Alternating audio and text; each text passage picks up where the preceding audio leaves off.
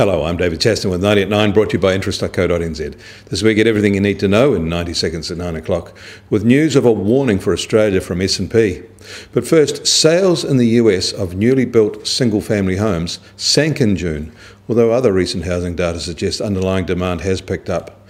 They were 7% below the revised May rate, but 18% above the June 2014 level. Factory data out of the US for July has come in slightly better than the strong result that was expected. But the latest gauge of Chinese manufacturing unexpectedly fell to its lowest in 15 months, reinforcing the need for further policy support in an economy that had seen signs of stabilisation recently. This was a surprisingly weak result for what has been known as the HSBC PMI, now known as the Caixin PMI. And Singapore's export-dependent economy faltered in the last quarter, recording its sharpest quarterly decline in growth in nearly 3 years, as its manufacturing sector took a sharp hit from falling overseas demand.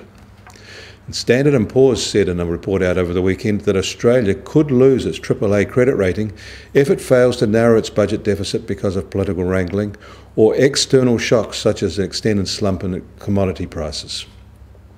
And the final step in the TPP negotiations are here. Trade ministers from the 12 Pacific Rim countries, including New Zealand, are on the brink of striking a deal when they meet in Hawaii over the next week.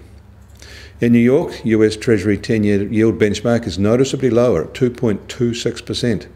Watch out for lower swap rates here today when markets open.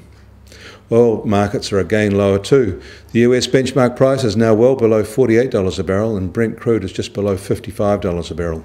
Maybe the lower prices are as a result of rising rig counts in the US and Canada, helped perhaps by Saudi oil companies opening shale operations in the US. The gold price made a small gain on Friday, but is still at only $1,098 an ounce. The Kiwi dollar starts the week at 65.7 US cents, 90.4 Aussie cents and 59.9 euro cents. The TWR is at 70.7. I'm David Chaston. That was 90 at 9, brought to you by interest.co.nz.